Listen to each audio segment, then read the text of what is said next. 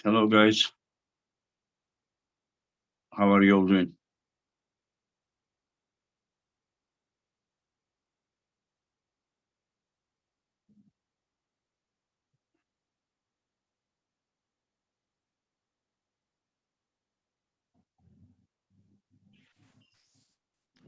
Hello, Engen.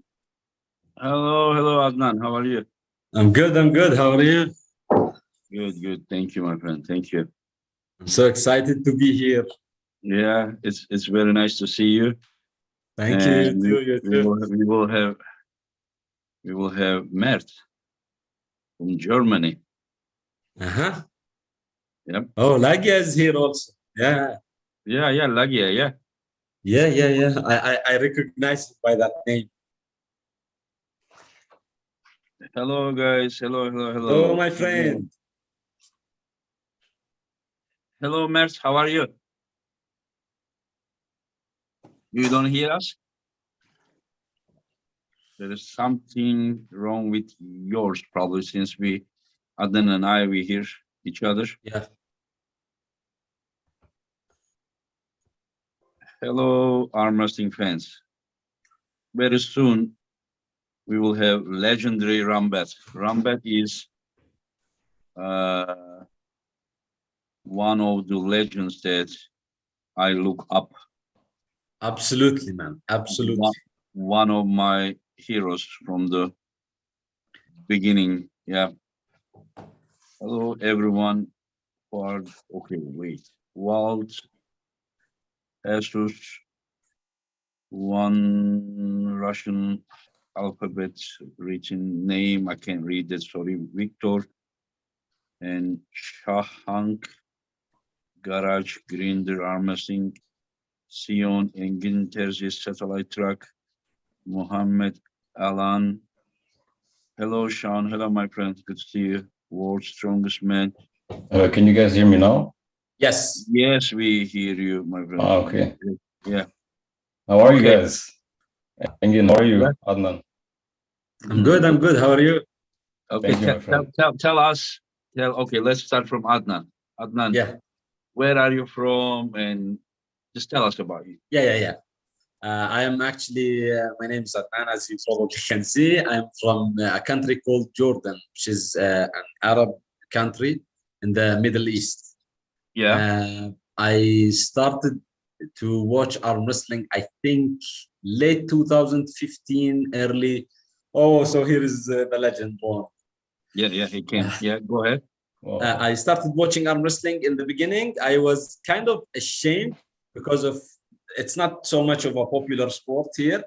But I Mhm. think during COVID and a bit before, like it exploded for me, and I started to invite Yeah, everybody. I started to watch it like every day. yeah, And it's honestly, I'm not a big sports fan other than strength sports, but yeah, easily arm wrestling is my favorite sport. yeah. Hello, Ron. Good to see you. Hello, Ron. Hello, my friend. Hey guys, how are you? Where, to where see are Good. you? How are you? Very Oh, good. is What's it that? possible to turn the camera sideways or no? Yep, yep, That yep. better? And that East versus West 2 T-shirt on you. Wow, that looks good. Yeah, I got to promote you, man. If I'm gonna be on your show, got to wear that. that, So, that, that, so how that, are you that doing? professional guy. I'm okay. I'm trying to, serve the sport, and as you know, and I appreciate your support all the time. I see, and Yeah. yeah, you are one of those legends that I look up from my early years. And seriously, your support and your opinions are very important for me, my friend. And I'm Well, very glad to appreciate it. host this. Yeah, I'm very glad to host you here in this show, and hopefully in July, right? July. That would work for me. Yeah, So yeah, one in way, July. it'll work for me in July. Yeah, so if Yes. I can bring somebody with me. But yeah, we Yeah, decided if you invite me, I'm going no matter what. I gotta yeah, I yeah, gotta yeah, support yeah. You know that you are always welcome. If you didn't come here more than once, you know that you were not available. You know that many times you. Yeah, I invited you, but it was your work, it was your injury, or this and that many times, and now Yeah. it works. So yeah, and remember, you had the best match up to this day of I all wouldn't believe it. Yeah, I wish yeah. I wish I could have got the win, but hey, you can't win them all. It was. This I mean, I don't think there was any winner. At least I don't think there was Yeah. anyone who lost that match. No, We were no, the it was winner. it was a great match. That's one where I didn't get the win, but I didn't feel bad about it. I know I gave it all on the table. So yeah. Yeah. And Mert, you tell us you are joining from Germany, right? Yes, Engin, I live in Germany. Yes. Yeah, I'll just introduce myself. So most of you guys probably know me as Lagia, the guy who comments everywhere, And Uh-huh. yeah, I started watching arm wrestling in, I believe, 2017 or 18, somewhere in that time frame. Believe it or not, the first video I watched of arm wrestling was actually nothing Devin Larratt or John Brzenk related. It was a match between Craig Tullier and Quinlan Mendez, which is kind of surprising because they're not so well known. But yeah, it was in WAL. I believe it was like a best of 3 format, I think. And at one point it was 1-0, 1-1. And then Quinlan fouled out, which would be the overall win for Craig. But then Craig said, no, I don't want to win on fouls. And they pulled again. And then Craig lost, but he kind of looked happy and more satisfied to lose through arm wrestling instead of win through fouls. Looks like that behavior inspired you. Yeah, that really fascinated me because before that, of course, like everyone else, we just knew arm wrestling like this and that. I mean, it's not real arm wrestling, So I had no idea that arm wrestling was a real sport, and that really fascinated me that such a situation can occur at arm wrestling. Like, what is arm wrestling? I had no idea back then. And from then on, I just started watching WAL. Like at that time, only WAL, but yeah, it just clicked pretty much immediately, and Devin Larratt became my favorite like immediately for a while, and then yeah, but it didn't really like super click. Like I became obsessed when East versus West won. I was really surprised how much I enjoyed that event because it was like more purist, the rules were more strict and the guys were not very well known. Maybe apart from Matt Mask and Hermes Gasparini, who back then I really started to like. And then East versus West 2 came, and then I became like a super obsessed fan. And yeah, that's basically my journey as a fan. So thank you, Engin, really, for these events. That's my friend. I really love thank it. you guys. I thank you guys. I'm telling you, I like definitely. over here we have a Turkish saying that, like, the guy tells to the woman he loves, he says that your beauty wouldn't matter if I didn't have this love for you. You understand? So so it is just like whatever we do, like how beautiful it is. Like if we didn't have you guys to follow love and sports, that we will, I mean, it wouldn't matter so much. So Ron, Yeah. these we Yeah. have I do that every day, almost every day. I invite top puller, a legendary puller like you, and then I Yeah. invite those fans from social media. These guys are all the time watching us and writing comments Yeah. like forever. So I Yeah. thought that it would be a good idea to bring these guys to their legendary pullers like yourself. And Well, I so appreciate it. Thank yeah, you. Yeah. it That's it is awesome. good. It may No. be very important for them. That is why. Yeah. And Ron, can you Yeah. tell us how have you been yesterday when I announced that you're gonna be my guest? Somebody I remember he told me to ask you, what do you think about your match against Pablo at the, I think, Monster Factory will be there, right? Yeah. Yeah. Yeah. Yeah. Yeah. It's at the Monster Factory. It's supposed to be 240 pounds, which I know I can make. Yeah, it'll be interesting because I pulled Pablo 2 other times. About 3 years ago, we had a super match and I beat him right Mhm. and left. then about 16, 17 months ago, he showed up at a tournament.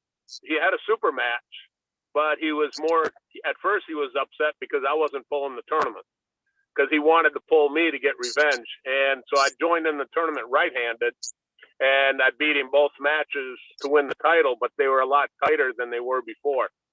Oh, yeah. So yeah, Mike called me with all the stuff that happened with the Monster Factory on some of his matches. He called me and asked me if I wanted it. Initially, he asked if me or if I should give it to Marcio, and I said, try Marcio. And he asked Pablo, and Pablo goes, no, to several others. And he goes, how about Ron Bath? And he had in capital letters, YESSS.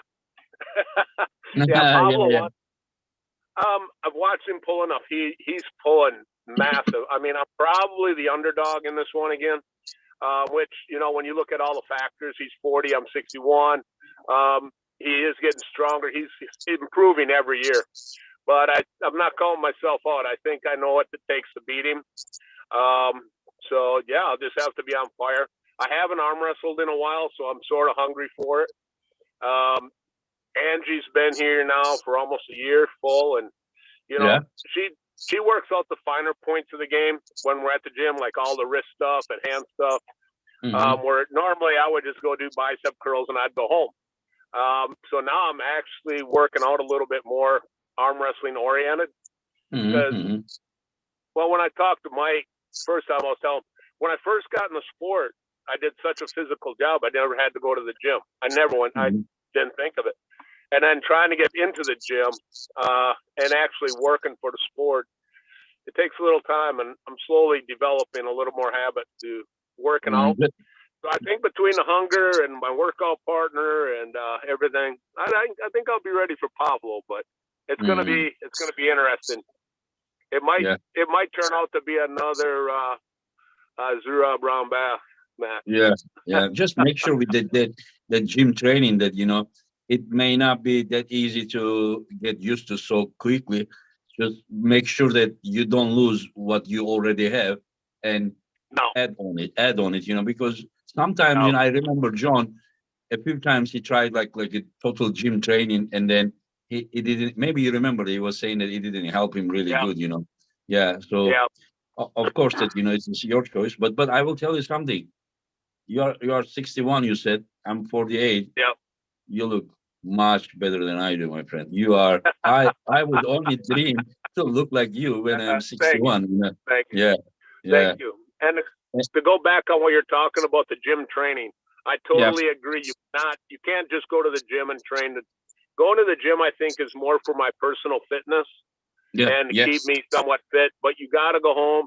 You got to work the tendons. You got to work the pulling, the technique. Yes. And that's the other thing I developed. Initially, when I first got in the sport, the technical part wasn't quite as savvy. And I naturally was just a strong arm wrestler. Yeah. And I never really had to work on my technical game. And I wasn't, I guess, savvy enough to study it. Where now the last couple of years, I'm actually starting to watch and think, damn, maybe I should get a little farther, do this or do that different. So I think no matter how old we get, we can always learn a bit more of the technique. I might not get any stronger, but I can learn a little bit more about the angles that I never took advantage of before. And it will make you more effective, and it will mean that you will perform stronger. It very much could, and we'll just have to see how that plays out.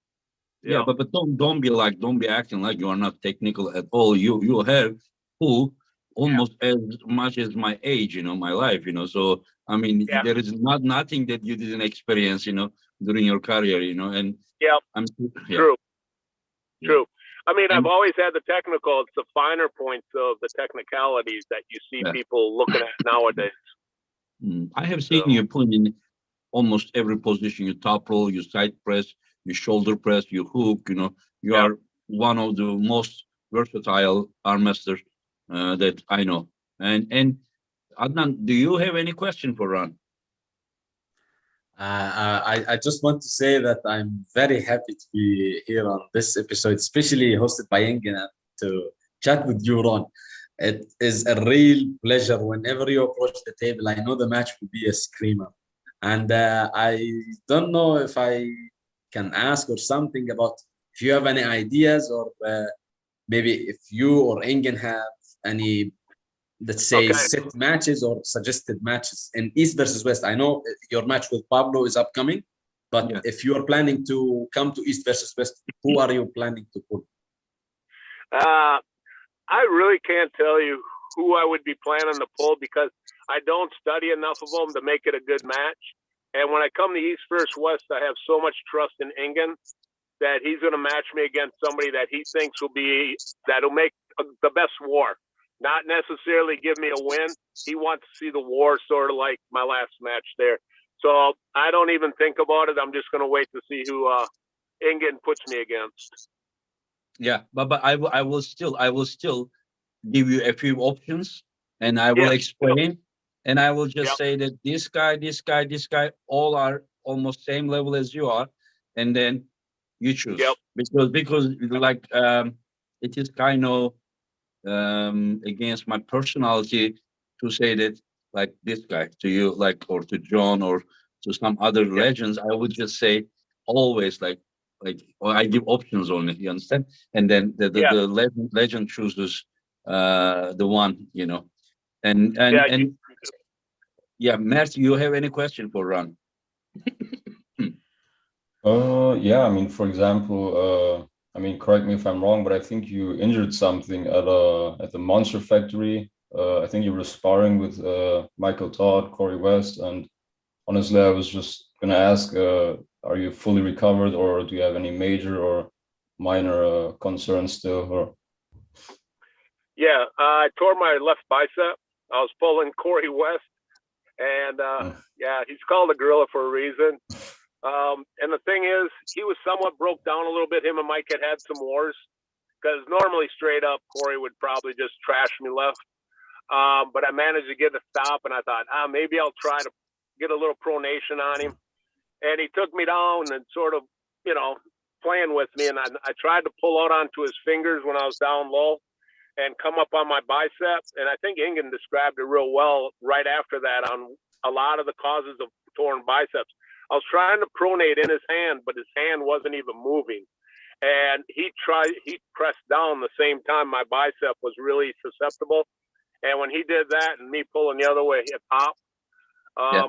Like the doctor said, with so many years of the sport, it probably, had its fatigue anyhow. But as far as the comeback, the training, workout, strength, everything's coming along real well. I did a little light pulling out of practice 2 days ago, just to see. And right now, probably the biggest thing with my left would be strength. But the arm wrestling part is the mental part because, I've had several injuries throughout, is to block out the injuries. And when you get on that table, you got to be 100% going at it. And I think I will. Okay, there are super kids. It says Aidan Walter. Hi, Engin. Huge fan of you and Ron and East versus West. Did NOUC 217's video on Mike Evello yesterday? Mike Evello, who is Mike Evello? Is it Mike Aiello maybe, or I don't know? I think it's a different puller. I actually had no idea about him. I watched the video yesterday, and he beat Pablo like quite comfortably in a tournament right-handed, which that caught me off guard. I saw 217 posting a video about it, but I didn't watch it. I think it's the one because the title is like he's very shocked. Wow, I didn't see this. We need to follow these guys, and we need to make arm wrestling attractive for those guys, so we can have new superstars. So the arm wrestling won't be circling around same people, because the world is much bigger than what we are thinking. There are a lot of people that can make things more interesting for us. There is another super chat I saw, here. And Renzo Zucken, arm wrestling fan since '98. I was only 5 years old, and I am so glad this sport becomes more and more popular. Big thanks to you and all supporters. Thank you, my friend. Thank you for your super chat. And okay, I have a question for you, Ron. Do you realize that? Do you realize that more we get older, somehow we just a little bit stay away from the hand. Like, you understand that this angle is kind of opening.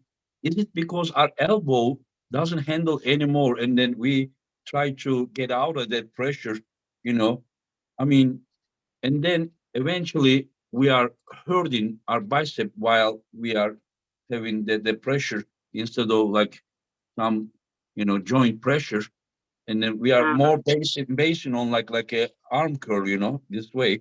Yeah. And then like Michael got injured, I got injured, Devon got injured from bicep, you got injured from bicep. So like I realized that those bicep injuries are becoming more common when we are getting older. Do you think it's the case, or maybe I'm mistaken? Or You could be, because every time I've hurt my bicep, the first one I did back, when I went to Worlds and I hurt it, my right bicep tore.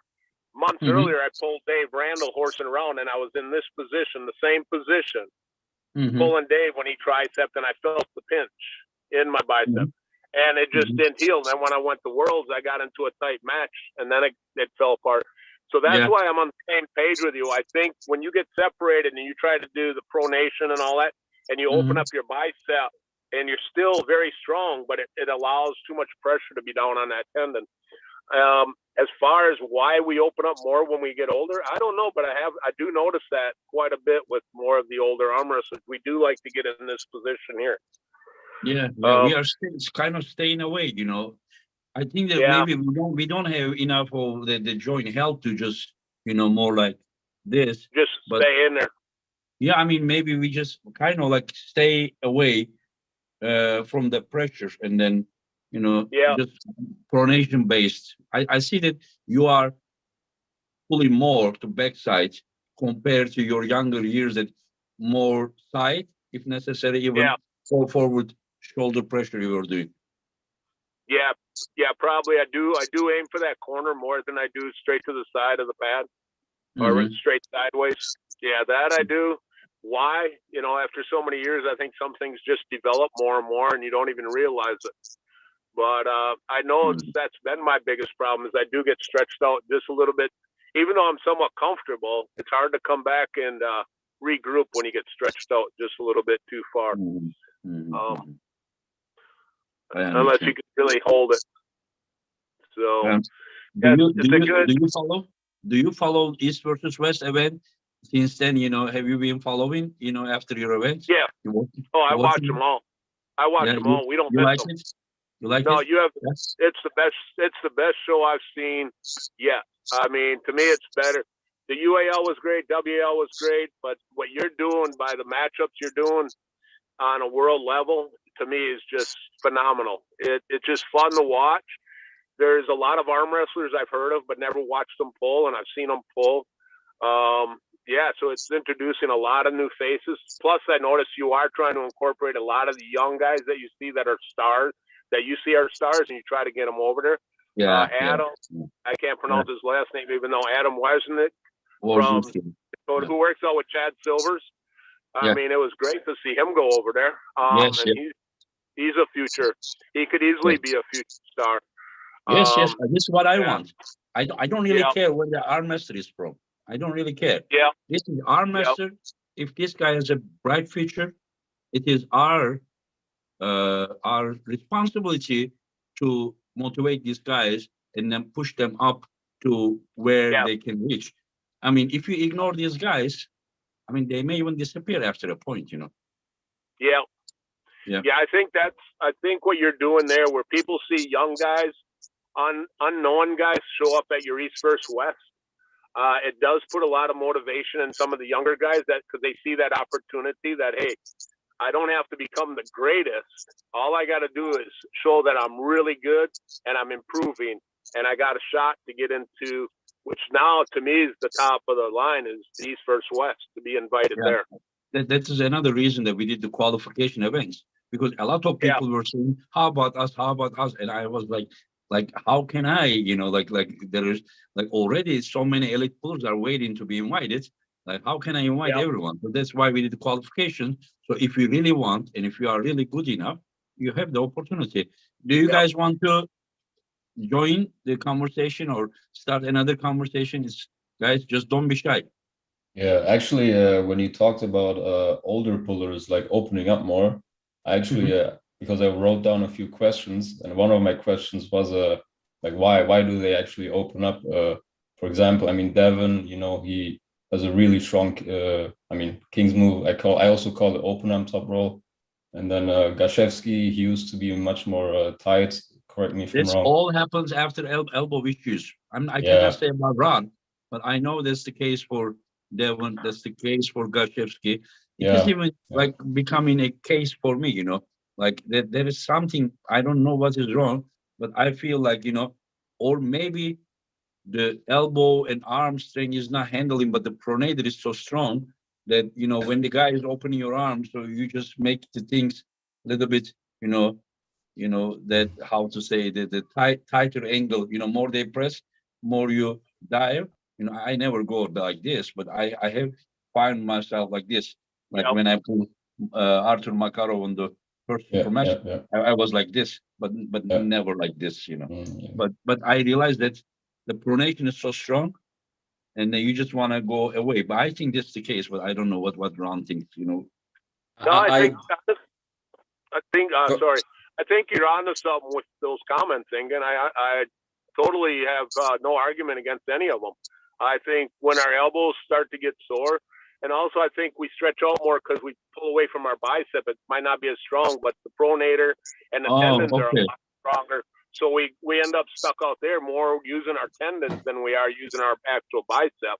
But at the same time, it opens our bicep up for injury. Yeah, you're right. Maybe upper arm is getting weaker.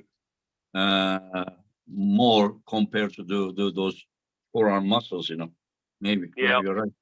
Yeah, because I remember you never start the match tight anyways. You always, like, you know, between our friends over here, when you go table, the way that you stand, my friends always call you lion, because the way you were like this, you know, but never really tight. You had like exact 90 degree, unlike many of those guys that come close. You were like this, and you were just moving sideways. You know who I emulated that from? No. Johnny Walker. Wow. Johnny Walker would always just like this and look up to the sky, and I thought, that's it. That's how you arm wrestle. And so I just sort of picked up that habit, I think, because I idolized that man and the way he pulled and his power. So, yeah. He's one of the, for sure, like, legends. Yes, he is. I should say that one of the gods. And is he coming with you in July, as we told? Maybe? If I think he was excited about it when I mentioned it to him about April. Yeah, if that's done, we'll have to just get back in touch with him. Listen, if he comes, I will be very happy. You know, I told you, we do everything, you know, and then just, I mean, because we can't forget about those guys who inspired us. Yeah. You know, in fact, he didn't really inspire me. It was before my time, but he inspired you guys, like John and you guys inspired us. And then that's like how it went, like this, you know, in my opinion. Yeah, me and John had to get through him to get to the next level. Yeah. So, yeah. But yeah, we'll talk more about that down the road after this, you know, in private message, and then we'll get a hold of Johnny and see if he's still interested. Yeah, he can be with you and with Angela together. It would be nice. Yeah. Sure. Sounds good. Yeah, we'll plan. We'll take it. Yeah, we'll check into that. Summertime, maybe we can do a boat cruise in the sea, and then we can do some fun stuff. Yeah. And Adnan, you'll just listen, Adnan. You're not gonna get involved. No, I just referring back to the topic of being opened or something. Clearly, I'm not an arm wrestler or an expert or something, but I think inside arm wrestling, at least for me personally, it's like more taxing on the body compared to outside, because you know for me, like, I feel whenever I'm practicing or something, like a lot of pain in my elbow, sometimes in my shoulder, like it involves more arm compared to outside pulling. So as you age, then maybe it's the case where your muscles are like, such as biceps, which is a small muscle group, it gets like worn out or something. So maybe that's the reason why older people may prefer to like arm wrestle outside. Or maybe we develop more and more and more pronator. I don't know. Maybe. Yeah, I don't probably. know. Yes. Yeah. I probably got a lot to do, a little bit of everything that's been mentioned. They're all good points. But it is something that we do, it seems like when we get older, is spread out. Yeah. And how about injuries, Ron? Like, where do you, like, for me personally, when I started the arm wrestling first, not the injury, but first, this brachialis in the beginning, it was just hurting like crazy. Yeah. And then because you want to use your joints, those super healthy, like iron joints, because you are so young, and then you press and you hear that, you know, that was the second one. And the third one, if somebody is pulling you and then you go like this, you press and then you try to not lose. I was getting hurt from here at the beginning. And then some years later, this developed, this outside, it is mostly like overused, because in fact it's not overused, but it is the imbalance. Like, because we do, normal people, of course, not many people do opposite way either, or this either. Yeah. But we do too much of this and this. Yeah. And then like this shorten these tendons and then, you know, stretching these ones. So then this start to get injured. And then the later, my backside of my shoulder, you know, because of this pressure all the time. And then finally I tore biceps. So this was my, like, how to say, line up, you know, how to say the injury, you know, from beginning to the end. How about yours, Ron? Most of my injuries, like the elbow, I've never really had serious problems with the elbows. Most of them that I would were my tears, you know, the biceps and the pec. Otherwise, most of my joints. Now, the one that's in the back, my back has more aches. I got to be massaged out, or chiropractor and massage all the time, or I'm walking around like this. Yeah, my back, it's just too tight. And like you, that's my biggest issue as far as joints. Your joints are like rock. My joints overall are in pretty good shape. When you're talking about the hands, I do stretch my hands a lot this way, and I try to keep them limber, because I don't want to end up too tight. So that might help, but a lot of it might be genetics too. As far as elbow pain, I got knock on wood, I've never really had too many. It's just when I decide to blow something, I blow it all the ways out. I don't get little aches and pains. That's why you were super strong, because of your joints. Just tell me, for how many years did you drink mother milk? Oh, all my life. No, your mother's milk. When you when you were baby. I couldn't tell you. Probably almost a couple of years. Probably only a couple of years, because your joints are so strong. So I was just thinking, some people tells me that they drink like 3 years, 4 years, and I was like, probably their joint is why is that strong? Well, I had a brother less than 2 years after me, so yeah, we had to share. Oh, okay. You had to. Yeah. Well, we lived on a farm, so I drank natural milk all the time too. Regular cow milk, not from the store. So I think there's a lot of things we do that we get naturally that man doesn't mess with, that makes us healthier. So, but yeah, for sure, the people who lives in nature is healthier and stronger than people who grow up in city. It's like my opinion, for sure, you know. That's my opinion as well in a lot of cases. Yeah. Like, anything you want to say? Looks like you are not gonna get involved without being invited to talk. Are you as nervous as you told me you were gonna be, or you are okay? Yeah, I mean, at the beginning, I'm not gonna lie, I was very, very nervous, because I mean, if you told me 1 week ago that I would be on a podcast with Engin Terzi and Ron Bath, like, I would call you crazy. How is that gonna happen? But now I'm here. But yeah, I actually have a lot of questions. I don't know, should we ask questions now or predictions first? Yes, go ahead. Yeah. Okay. Yeah, actually, this question goes to pretty much everyone in this podcast here. What do you? Oh, wait, what is that? Oh, yeah, what do you guys think that is like what could be the next step for arm wrestling to how to say to be like more mainstream, to be taken more seriously, to come across as more professional? For example, I one of my problems with arm wrestling currently is the rule system. We don't really have a universal rule system, at least for super matches. I mean, tournaments all around the world, they pretty much do WF, rules.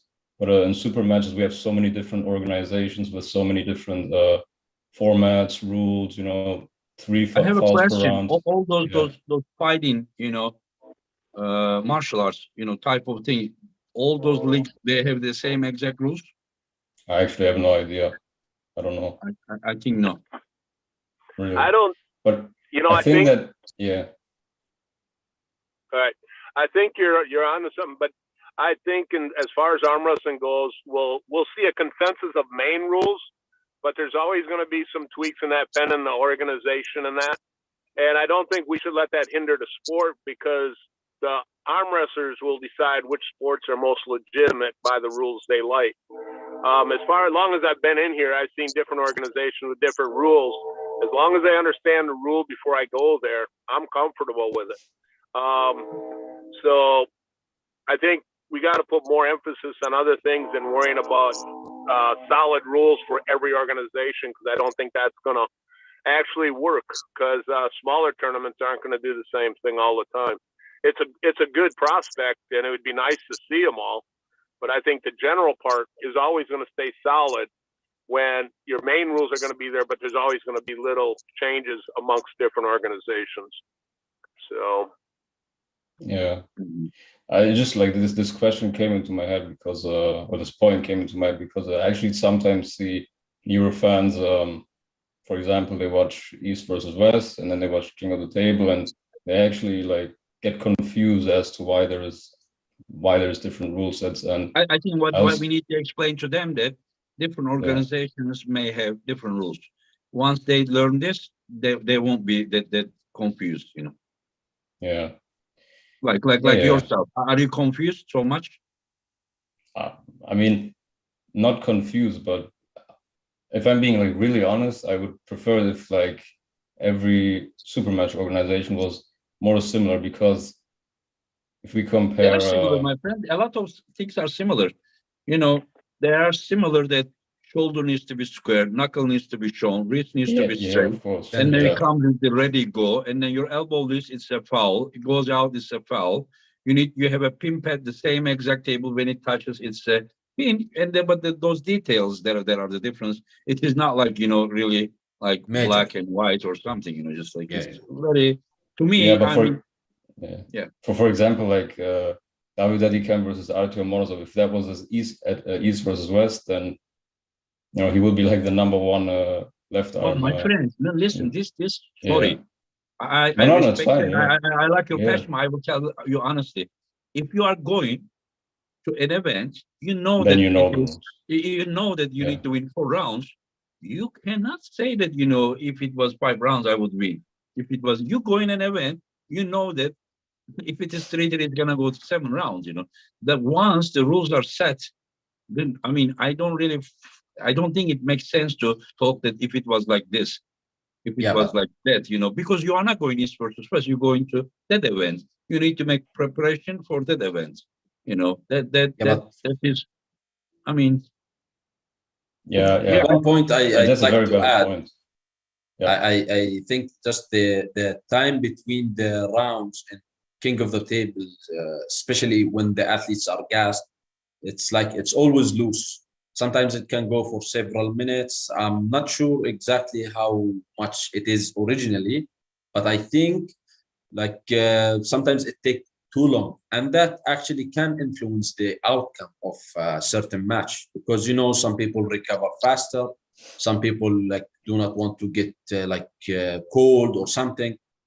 As for East versus West, no, I think it's much less. It's more standardized. And referring to Lagia's other question, I would say East versus West is in my opinion, it's on its way to explode. Like East versus West 7 will be much bigger than 6, and 6 was much bigger than 5, and so on. Yeah. So I think in few years, like, it will be like a different stage.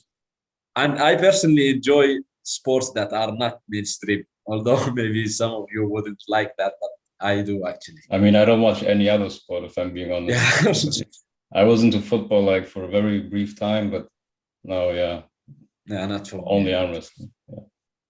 Yeah, like for example, now we talk about like some people, we know that I know Ron also knows that, after 4-0, I mean, there is no way that, I don't know if you agree or not, that Ron, but some people says that after 4-0, because he had the oxygen mask or something, he said, okay, enough.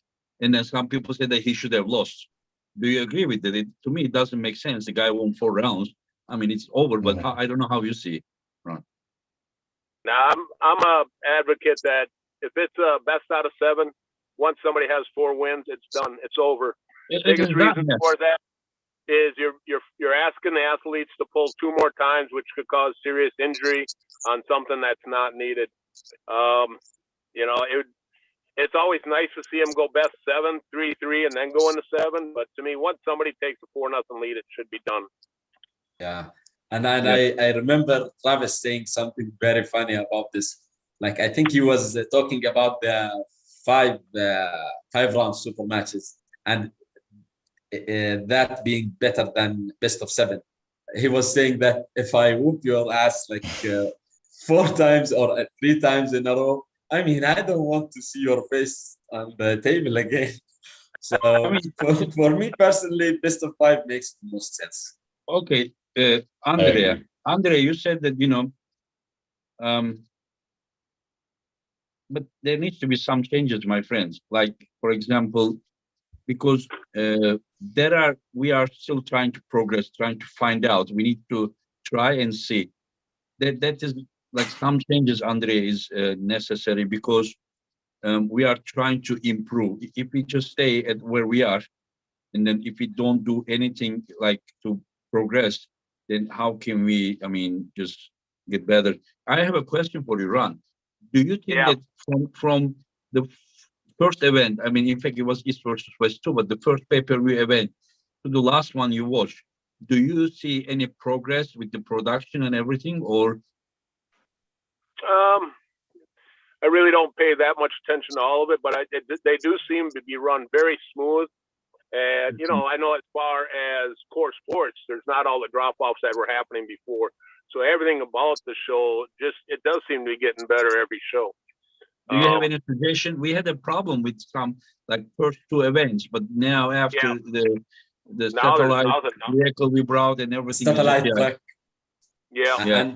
And the audio was a huge improvement, because I think the first in East versus West 2, I think it was a different set of mics, and now it's like very, very clear. This is how we will improve. The thanks to the fans that they trust, they continue to trust us. Do you have any suggestion, Ron, that what we can do to better? Oh, shoot. Not from this end. I'm not into the promotions, and I'm definitely not into this social media stuff, except for being on it. But I think every time as everything progresses, and you are looking at all what the complaints are, and you try to address the complaints and look at them, you're always going to get better.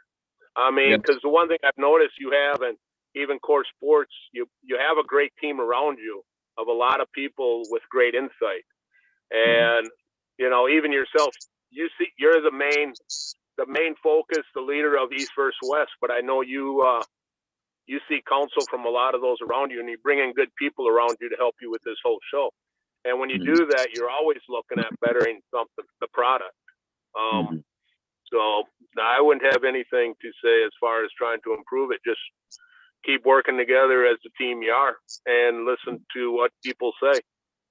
Yeah, I follow and read every opinion. I like, if it is good intended, I for sure take a note. But some people, they really they don't know how to express themselves in something. It only discouraging, and I try to stay away from those people. But other than that, I try to bring to East versus West everyone who deserves to be there. It doesn't mean that there are not more people who deserve to be there, but they are not. But we are limited, I do as many matches possible. The commentators and announcers, Neil Pickup, Travis Bajan, Raimonds have been there now. Derek will be there. I like those guys are incredible, and I think that we as a big family. You remember how it was Northeast Message Board, right? Remember how we were like all together? Yeah, it was incredible. Yeah, yeah, it was. Now back to what you just said. I think that's what is helping East versus West succeed so well. Is you bring in a lot of the big names that everybody's familiar with, and they want to watch those people pull. We'll use John Brzenk and Todd Hutchings, or even myself. But you put those people are going to watch it because they want to see those two pull, or even Gasparini or anybody. But then you're also bringing in like 3 or 4 matches of people that we know, you and me might know as our great arm wrestlers, but they're not as popular. So then the masses who watch social media are watching them. Go back to Adam from the States that he brought in. Very few knew of him, but after that match he had at East versus West, a lot more people watch him now probably than they did before. So bringing in new blood all the time is good because some of us older ones, you got to look. Me, John, Todd, Michael Todd, we're not going to be around. We're all 50 plus. So we got to start looking at the 20-year-olds, the 19. Yes. And we have some great young kids. I was at a practice this week, and it's a real young practice overall, but it's close to the house, and it works great for Angie because she can pull with these kids real good. But man, some of these kids, just from watching the social media, and they all know East versus West. They all watch East versus West, and they watch social media. These kids are learning a lot of the good technical stuff way ahead. We got a 13-year-old kid. This kid's got a big hand, huge forearm, and he's all his dad says he wants to do is arm wrestle. Trust me, on this earth, there are many, many, many people who have potential to be a future legend, a new Rambet, a new Devon, a new maybe even John. You understand? We just need to give them opportunity, and they are not only learning technical things, but we need to give them a dream to work for. Yeah. So that is why we did those qualifications. Those qualifications events, none of them are my events. Those are already existed great events. I just asked them, would you want to involve East versus West qualification? It's good for you and good for those people who want to find a bridge from there to here. I wish that we could do that more often, and I don't know, somehow, and then it will be even better that they will have a dream to, like, for example, you said you are getting older, John is getting older, Devon is getting older, all those guys are getting older. And like you remember, Ron, in the past, the American lightweights, like Dave Patton, Cobra, Alan Fisher, Jerry Jennings, all these guys. Yeah. And Bert Whitfield and many others, many others. And these guys were world level pullers. But after a point, American heavyweights, super heavyweights continue to be competitive, while those guys, they didn't have many opportunities from the professional events because the world likes to watch only the big guys. It was the same with the boxing. It was same with the UFC, but it changed in those sports. We have McGregor, we have Habib, we have Mayweather, the most famous, the guys that are making the most money, while arm masters. So that's why I try to make these people also like getting close with the East, so they get experience, they get knowledge, they get motivated. So the level of the North America will increase, and then the competition will be even tougher. This is what I'm thinking. Yeah, you got to have great goals to go for. You have a pinnacle of the best, the elite, and if the people down here at the bottom don't see a way to get up that hill, then they quit. And a lot of people will quit, but there's going to be a few people that see an opportunity to get to that top spot and go to East versus West and go to, you know, stuff like that. We do need that motivation, and seeing themselves and seeing guys, you know, like you bring these younger guys in and they were just had a practice with a couple and they see that they got the opportunity. It helps them motivate their own self into working hard so they can try to get to that level. So it just, we got to keep teaching what you and me know to the young and tell them there is, you know, just keep working. Yeah. You know, you and I, we both know what they feel, how they feel. You and I know. Yeah. And as you know, people who knows how they feel, we need to promote them. And I know that that's the reason that you are also supporting me. I see that. Yeah. Every time I need a support, you are there. I see your like there. I see sometimes your comment there, and I know that you are not actually supporting me, but you are actually supporting my vision. This is how I take it. Yeah. No, that would be accurate. Yes. Yeah. No, I love it. We got to have a way to keep the sport growing, and social media is such an awesome tool to use, and you're using it to the best abilities, and it's really starting to open up some of these young kids into watching and learning this great sport that's given you and me a lot of great adventures. Yes, again, about you realize that we never received the respect that we deserve because people thought that we were just a bar sport. Yeah, but it's slowly coming along. So I hope so. Will we ever be that wildly? I think social media is what's going to make arm wrestling popular, which it already has made it more. And somebody just wrote an article. You might have seen it. I forget where it's from. Maybe somebody from Canada. How promoters, the small promoters, because social media has making such strides in arm wrestling and even like East versus West, that promoters are going to have to start figuring out how to change their events, because events for years had only 50 to 70 entries are now getting up 150, 200 entries. This Tennessee tournament the other day up here in Tennessee, 230 entries for a small tri-state tournament. Wow. Yeah. And I remember years ago, that was only 70, 80 entries there. So it means that 3 times bigger. You know, Devon Larak also just helped this a lot. You know, it's on a very good trajectory. One of the biggest reasons, you know, that's the fact, you know. And if we talk about this, some predictions about the super matches, upcoming ones, like just before you probably don't know all of them, but I will ask you the ones that you would for sure know. Like, for example, what do you think about? Do you know Sasha? Ron? Me? Yeah, I've seen him. I've seen him pull before. Yeah. What do you think, him and Sasha and Paul Lee? It's going to be interesting. Paul's driving along pretty good. He got a gift pulling me, but he's been moving along. I haven't seen Sasha pull in a while, so I don't know how active he's been. He just pulled off about 5 months ago and won. Okay. It's definitely a test for Paul Lynn. Sasha's been around, and his name's a little more popular. It's definitely will be a big win for Paul Lynn if he can get it. But again, I think it should be a really good war. Paul's so technical on the table. What he might lack in strength, which I don't think's much. He's pretty savvy. So he's very explosive as well. I don't like making predictions. I'm terrible at predictions. But I think okay. I mean, it's nobody. Good. Now, what weight are they going to be? 209. Okay. So, I got to root for Paul Lynn, definitely. So for sure. I have to say Paul Lynn's going to win. You are an American patriot. I know that. You have to be. Yeah, I don't root for all.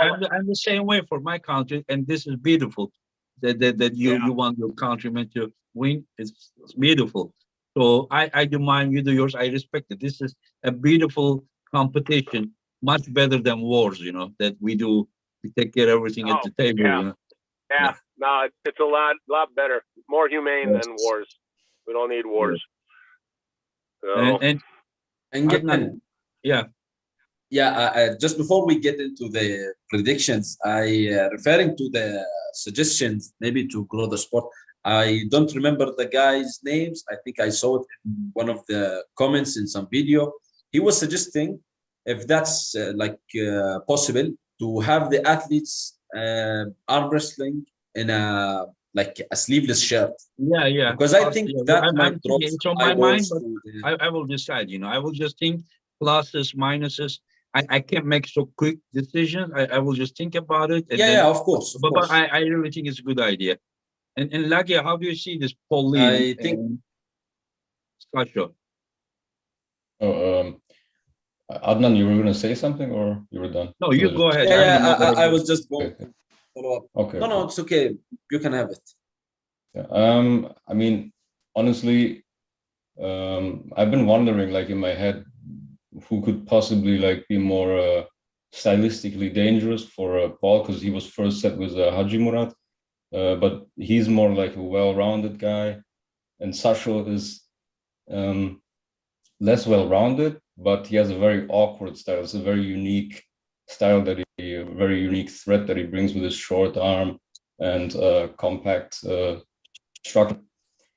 And honestly, many people say that Rustam would have dominated him if he didn't get injured, but we clearly saw that the hook was actually really effective by Paul. And I'm not saying he would have won. I'm not saying Rustam would have won. For me, it's unknown, but for sure it changed the playing field. Like for sure, it looked very effective, and I think maybe he should trust his hook more, and we can see something Yeah, interesting. this is what he should do. Yeah, I agree. Yeah. So you are seeing a close match? I have Sasha as a favorite, but I will not be surprised if Paul pulls it off again. Yeah, because the guy is just like seriously, especially mentally, the guy is very, very dangerous and he's professional. His preparation and everything. He's just like. And you, Adnan? I love Paul, man, but I think Sasho is the heavy favorite. I think I'd give it like 70-30. I know it's arm wrestling and I think it can go, but I think Sasho is he's more experienced and maybe like does not have that much of experience in East versus West format, but I think he can adapt, and his hook is like Sasho is an alien, man. My friend, Honestly. there is nothing different with the East versus West. It's just Yeah. like waffle. And I mean, if you are pulling against Devon Larratt, you should worry, about anything, not only Sasha, everyone, because Yeah. the The the setup. guy is just so professional about what he's doing. So, but other than that, I don't know, Sasha and pulling East versus West format, everything is the same, just He's more experienced overall. square, and then wrist straight, shoulder knuckle, shoulder, ready, go, boom. I mean, I don't think that the little tiny rule will make so much difference. And okay, let's go to another one. Do you know Prokopchuk, Rambet? Yeah, I've seen him pull a couple of times. Yeah, Like he pulled with Corey Miller and he pulled with David Kamishla. The guy is gonna pull with Doug Erlich now. Yeah, man. Well, I'm definitely going to root for Doug, but due to time on the table and experience and all that, if they got to be the same weight and they're there, I got to go with Prokopchuk, or however you pronounce his name. Yeah, Prokopchuk. Yeah, but Prokopchuk, his official weight category 165, but he can be around near 170, around 180, around 180. And the category is 187. Yeah. I don't think the few pounds is going to make much difference with him. But Doug Ehrlich has always just, he's always amazed me sometimes the way he shines in the heat of the moment. So we'll have to see, but I think Doug's, if we're going to get percentage, 60-40, Prokopchuk. Yeah. And just experience, the worldly experience at the table, probably. And from what I've seen of his last matches. Yes, Yeah, I actually agree 100%. Like even on the percentages with Ron, I think Daniel is more active. I know, like Doug shocked the world against his match with Coach Ray. It was amazing. But I think, yeah, like 60-40, Daniel. And you, Mert? Yeah, I actually would agree with that, with the percentage, because well, I remember, I don't know if it was Paul Lynn who said, I think on the fix or something, that the version of Douglas against Kotri was actually like far from his peak. So I'm very curious what he brings to the table against Daniel. And yeah, he's probably like the naturally bigger guy, and I believe he can take his wrist, but Daniel has that really like awkward sticking point where he loses his wrist, but he still has that sticking point. He stares at you like yeah, we saw it it's against really fun to see. Corey Miller, but I think Douglas will be more dangerous. So yeah, I'm very curious, very curious. Mm-hmm. And let's go to another one. Samusha versus Brandon, Ron. Who's Brandon Brandon Pull? Yeah, I know Brandon Elselser. I've never really seen him pull. I've never gripped up with a man, but I mean, he's definitely hungry and putting in a lot of work. He also looks professional. Yeah, and who's he pulling? David Samusha. Yeah, that you there. Remember him? Probably. Yeah, briefly. Yeah, there again, I'd have to go with. I'd have to go against Brandon, even though I think Brandon's hungry. If Brandon gets tied into a war, he could fight his way through it. But I think experience is going to win that one too. Mm-hmm. Brandon's never really been out on the big stage, I don't think. I think it's all been local tournaments, some super matches, but local. So, yeah, I think he has been at Monster Factory against Craig Tuller. Yeah. And he beat him after a war. What was surprising that Craig's the fast hooking ability is very good, but he couldn't hook Brandon. It did. And then David is going there. I'm just thinking, what if David cannot hook him, and then Brandon just hang him there? Because Brandon is also known with his incredible endurance. The same with Samusha too, and Samusha can also pin someone this way as well. So if Samusha hooks him, it's a bad day for Brandon. But what if he cannot hook him? Then we may see something very exciting.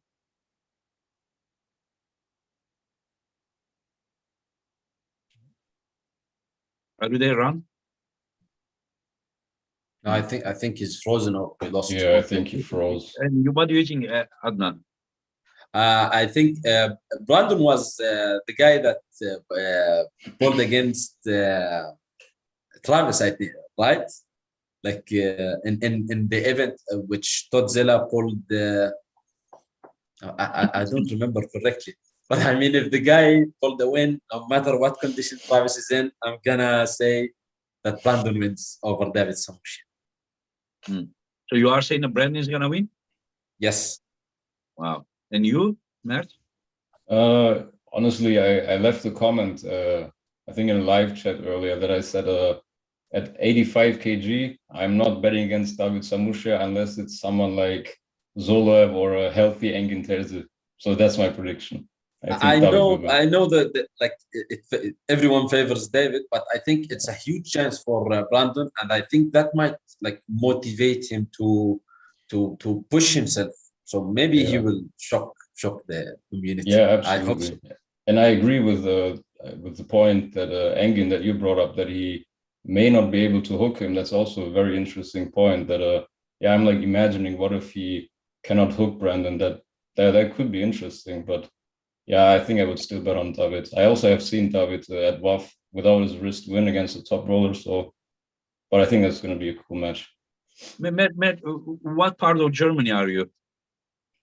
Oh, I'm like in the west side. Nordrhein-Westfalen is what it's called, this region. And yeah. Okay, yeah. Okay, Ron, there is a good match that you will enjoy. Rob Vision Jr. versus Zurab Taberidze. Your sound is off. Your microphone. We don't hear you. We don't You're hear on you. mute.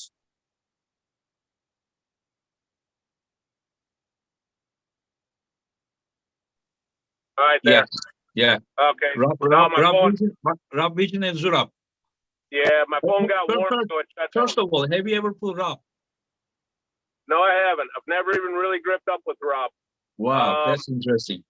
It'll be an interesting match because I know Zurab, I know the power he has. I know Rob has power, but I haven't seen him around in so long. And now he's just coming out of the woodwork again and taking this match. You know, he's another one. You really can't count Rob out, but I don't know how long the time off the table has hurt him, or if he actually has. I mean, I saw him in a picture with Jerry Cataret, and he looks very fit, even though he made a comment that he hasn't hardly been working out in 2 years. So, I mean, I got to lean towards Zurab. But like I said, you can't ever count Rob out. He's got that big hand. And after a few practices, arm wrestling is like riding a bike. He could actually, you know, figure out how to take him and try to get him there. So, but I'd probably be leaning towards Zurab. So, yeah, 100%. And Adnan? Man, I'm really, really looking forward to this match. This will be like a battle of the biceps. And it's not that I favor Rob. I actually would give the edge to Zurab, but like Rob, I think he wants to make a statement that he's still can compete at the highest level.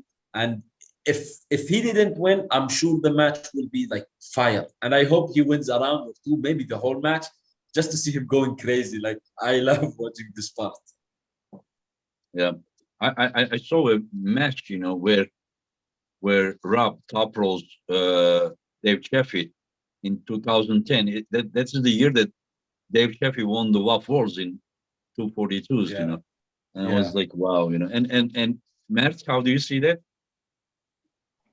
Yeah, honestly, in the beginning, you probably saw many comments say that Rob is rusty, he's not taking it seriously. You probably saw some of those comments. And at the beginning, I was like, yeah, maybe they are right, but honestly, he sounds very motivated, very serious. And if I was Zurab, I would be very, very serious about this match. I think, honestly, 50-50. I actually don't know. These guys want respect. If you show them enough respect, these guys will be motivated. And now there is something with the East versus West. The Western team, first time I invited them, they were just like individuals. Now they are like a team all together, and they are really motivating each other and talking. They are making plans together. So that I love about it. I love that. I think that's awesome. That's really cool. Okay, let's go to another one. Adam Warzinski, Bacho Saginashvili. You don't know Bacho probably, right, Ron? Who is it? Bacho Saginashvili, they say he's cousin of Levan Saginashvili. This guy is very young, 18 years old, maybe 19, but I don't think so. Probably 18 years old. And the Georgians just talk so highly about this guy. And they are like whoever I say, they say, yeah, he would beat them. And I was like, are you crazy? And they say, even in hook with Zurab, he is 50-50. This is what they say. Yeah. So who's he pulling? I've looked at the card a couple of times.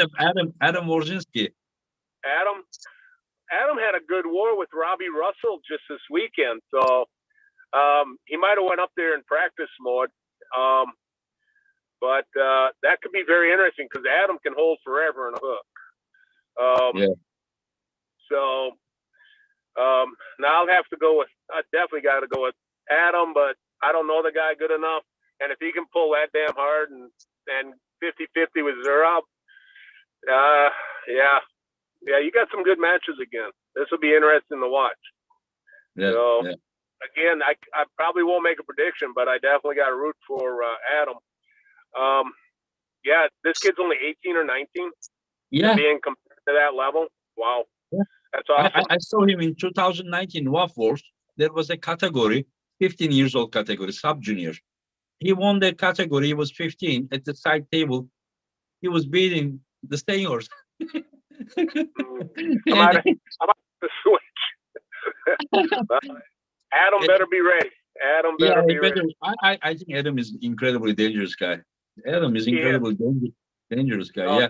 He is possibly one of the most dedicated workout guys I know. Yes. He ranks right up there with the best. I have a question for you. When I set him against Chance Cho, the Zurab and Chance Cho, who did you think that was gonna win? You know, I thought for sure after I beat Chance that he was gonna get whooped. And then several days before that, I told him, your sound. That he ended up. I'm sorry, my phone rang. Can you hear me now? Yeah. Okay. Yeah. I was surprised to see Chance take him that. I wasn't surprised. No? Wow.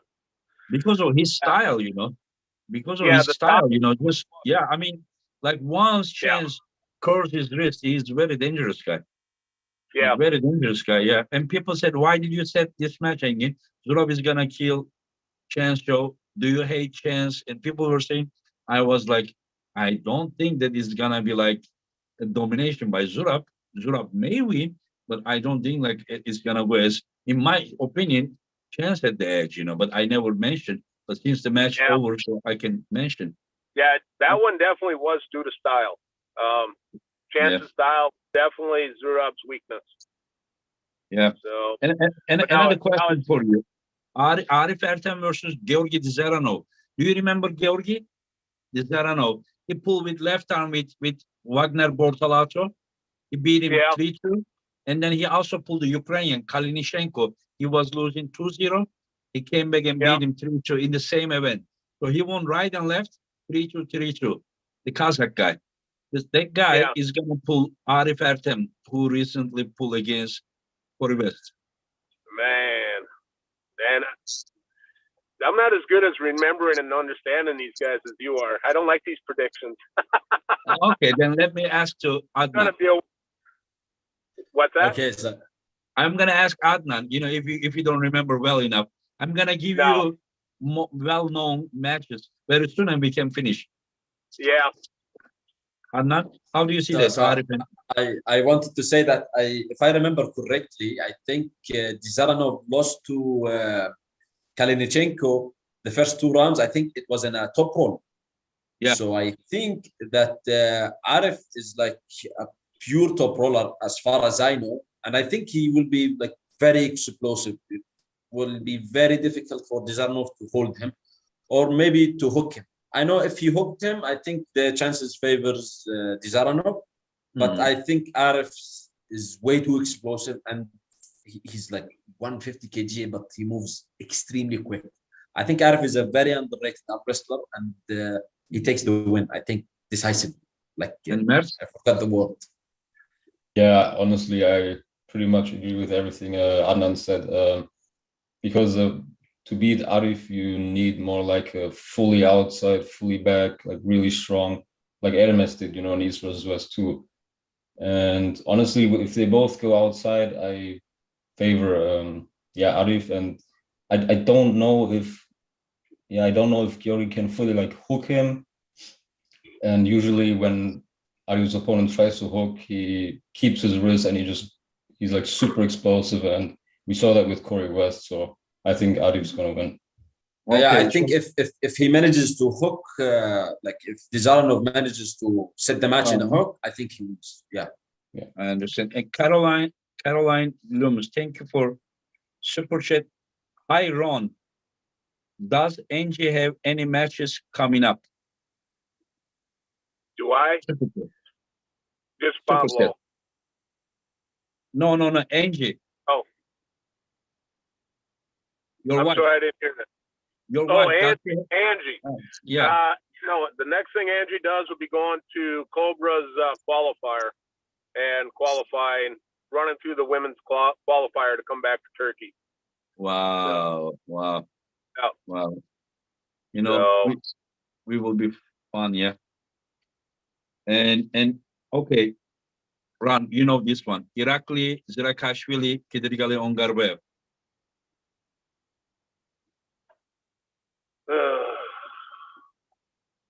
I don't like predictions. Probably go with Irakli. Wow. Wow. Because So most is of the this. people I follow, they favor Ongarbev. I'll go with, what's that? Most of the people think that Ongarbev is the favorite, but you go with Irakli. How do you see that like, match? What do you think? probably because I know him better, know his name better. What do you think about these guys? Oh man, I'm the wrong guy to ask this stuff. Thinking I just watch enough just to watch it. But you know these guys, right? Irakli. I know Irakli. I've watched Irakli, and who's he pulling? I'm having a hard time hearing you. The other guy is Ongarbev, the one that Michael recently pulled. Oh shit! All right. Yeah, just briefly. I don't know him enough. I don't know him as much as your two guests are. No, they're arm wrestlers. That's for sure. Yeah, but don't you remember Ongarbev also beat John Bursing? Yeah. He had his match with Mike Todd. Now you put it in. Now you put it in perspective. All right. Yeah, that's going to be very interesting. Now that I heard who we're talking about. I might have to switch. That's going to be a very good match. Very good. Oh, finally, Ron. Thank you.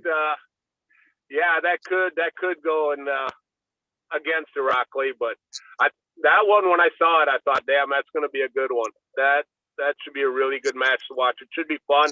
It'll be interesting, and it's needed. I think both of them have earned that match.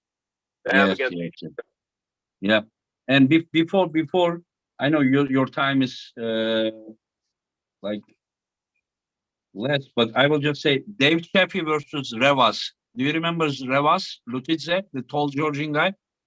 Yeah. I'm never going to go against Dave Chaffee. Is it because he is your countryman, or is it because Dave's let down? I think Dave has something to prove if he's been working. I'd have to talk to him because he's had a couple of bad outings. He could actually use a good win or two. But yeah, if it goes into a hook, it definitely would be Dave. I don't really know the guy he's pulling. So, and that's the problem. That's why I got to go with my countryman, because I know him better than the guys they're pulling overall. Mm-hmm. I don't get all day to sit and look at arm wrestling videos. So I need to. I know. But I hope all the best to Dave. That's for sure. I'm really definitely going to root for him. And not because he's just a countryman, he's a good friend too. Yes. Also very strong, very powerful side pressure. Incredible. Yeah. Probably the best side pressure in the world. I want to hear your two guests have thoughts to say about it, because they seem pretty knowledgeable on all these guys. I like it. Okay. Mert, you start. Okay, you start, Adnan. Then go ahead. I was going to say that honestly, like whenever someone is having a match against Dave, like he should know there's the initial serve that you will have from Dave is unstoppable, unless you're Levan or maybe Hermes. But I think if it's not one, it may be even 2 rounds. But I don't know. Like Levas also is extremely powerful, and he's a very heavy guy. I think he may be able to stop him. This match I cannot really predict. Like both guys are really special, and they make a great matchup. Honestly, like will be one of the best. How about Irakli versus Ongarbev match? People keep saying that they both beat John, and John took the rest of Irakli, and Ongarbayev took the rest of John.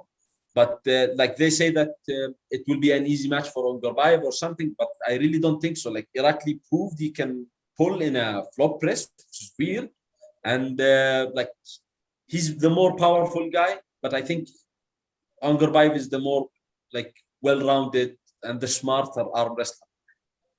I really can't predict. Although I honestly would want Ongarbayev to win, and I think he really has a very high chance because it's a very, very close match. But I don't know, man. I don't know. How about you, Mert?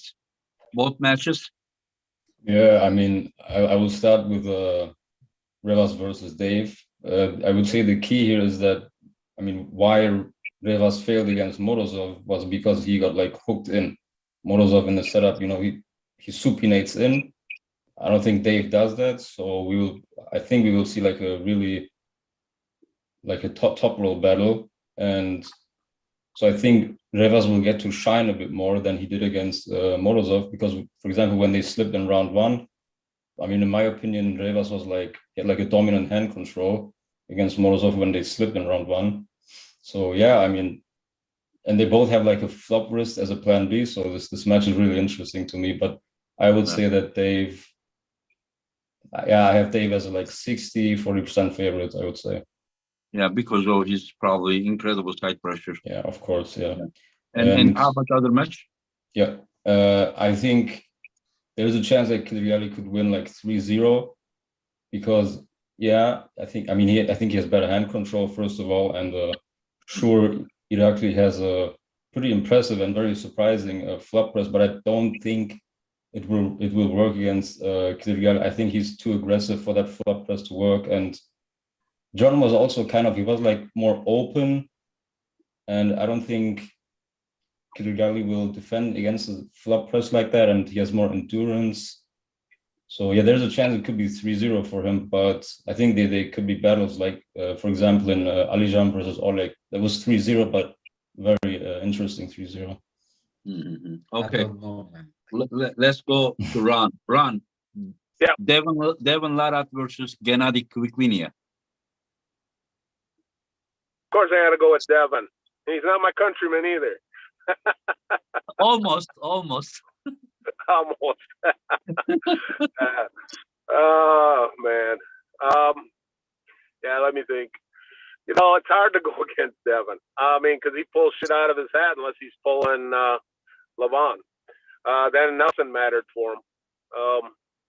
Yeah, I don't know the other guy all that well, but I know Devon's endurance. If Devon doesn't win the first one or two, it might not matter. So we'll see how his injuries all hold up. Gennady is gonna come as big as he has ever been, probably bigger than ever, because this is the most important match. It is. Damn, now you got me. Yeah, it'll be interesting. They're all interesting, Engen. Every match you put out there is interesting for one reason or another. Gennady is a horse, and he has a lot of fight.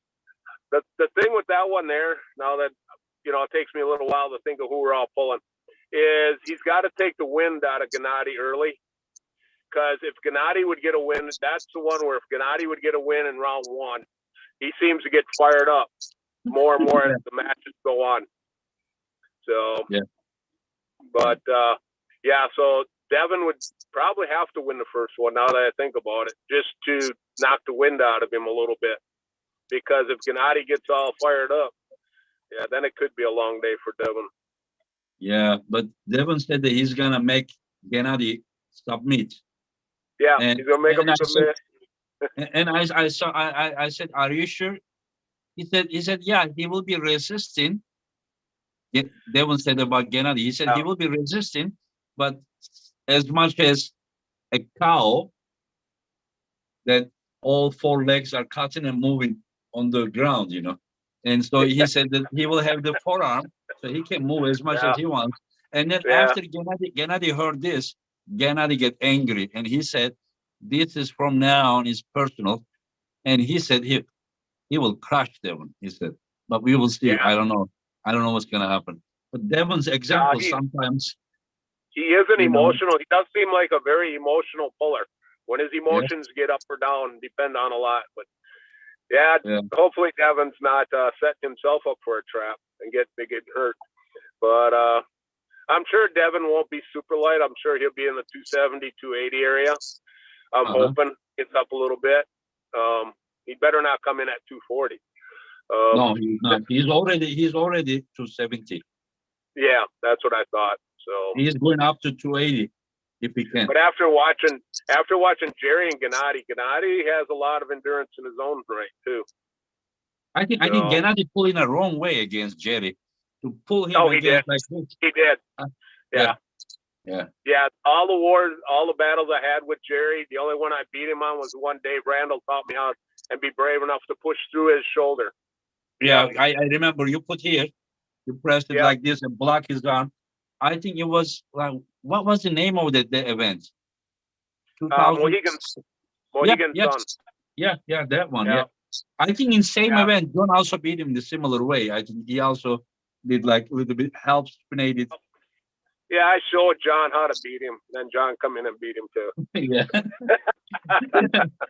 You know, like Ron, people doesn't know that like during John's prime time, I'm talking about prime time. Yeah. You are the guy who beat John most around the guys who are near his weight category. I'm not I talking think about like 1999 was fire. super heavyweight, but I like you have in many different tournaments. You have. Did you ever count how many wins you have on him? I think I might have 6, but John's got a whole lot more. I know, probably 26 or something. But like yeah. my wins come over a series of different tournaments, not just super match series. So, yes, many different events. Yeah. So no, that's the thing. You can beat him one super match 6 times. It's not like you beat him 6 times. You beat him one time in that event. Yeah. So but people, I went home. Many people doesn't know. I sent him home with second place a couple of times. So yeah, more than that. Yeah, I remember. Yeah, if you want, I can lecture you about the things that you did. Just joking. I should. No. Still pickups joke always. After my match, everybody can tell me what I did wrong because I usually do a lot wrong when I lose. So no. I'm talking about lecture you about your history. You know what you have done this year, what you have done that year. I remember the first time you met me. We met each other out in. We were heading up to Pocatello, was it? And we were in the vehicle. Main event. Main event. And you got in the vehicle and you start telling me about all the matches I'm in, and I'm like, damn, you knew more about me than I knew about myself. 1997, yeah. That's the saying always. Yeah. Your memory is so amazing, Engen. Man. I think in that event, I won 32s and Craig Tuller won 43s. And there was a guy, they call him Magu or something from Canada, won that. And then 165s, I think either Bill Bellinger or I don't know.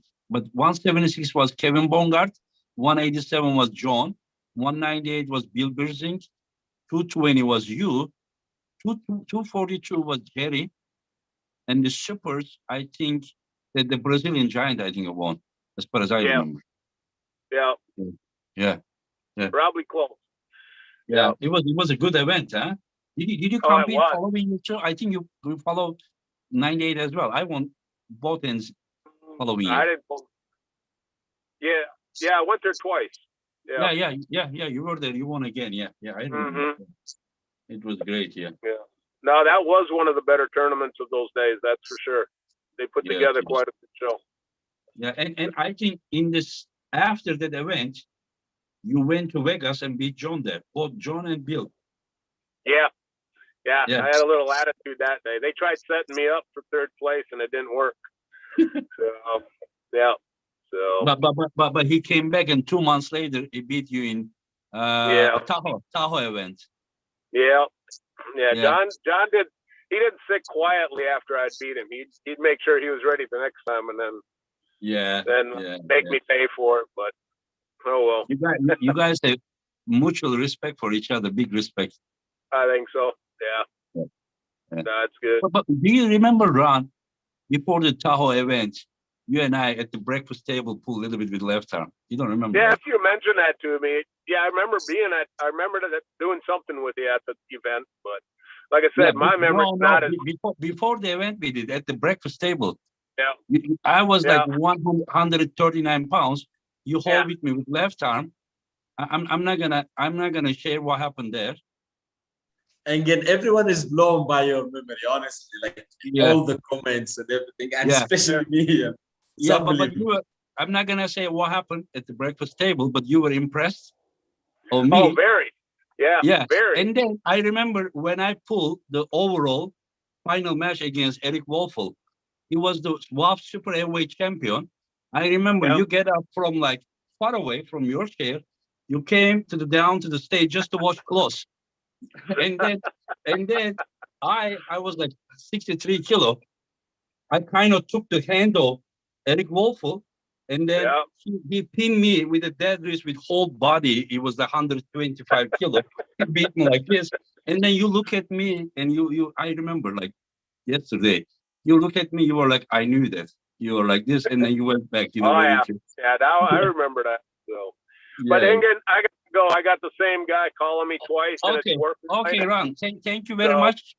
Thank you very much. Right. And tell Angie we say hello and see you. I sure will.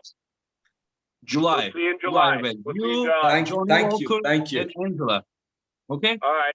Sounds great. Take care. All right. Take care. Hey, good meeting you two. All right. Y'all have a great day. It was an honor, Ron. Thank you very much. Yep. Take care. Adnan and Matt, we continue. I want to ask your opinions again about Laletin and Tobias. I think I was first always, so I pass this on to Lagia to go first. Okay. I mean, I've been thinking about this stylistically, and I think stylistically, Tobias, I would say, can be very dangerous for Vitaly. But honestly, the way I saw him, like, I mean, no offense to the other competitors, but he was kind of toying with them in that one Russian left-handed tournament. I think it was a few months ago. I forgot the name.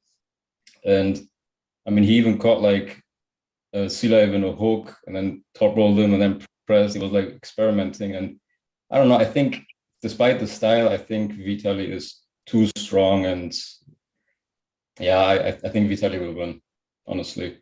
But what if the strength level somehow close? Do you think that stylistically Morozov maybe travel? Not Morozov, Tobias, sorry. Yeah, I agree with you 100%. Yeah, 100%. Yeah. I actually think Tobias will come victorious.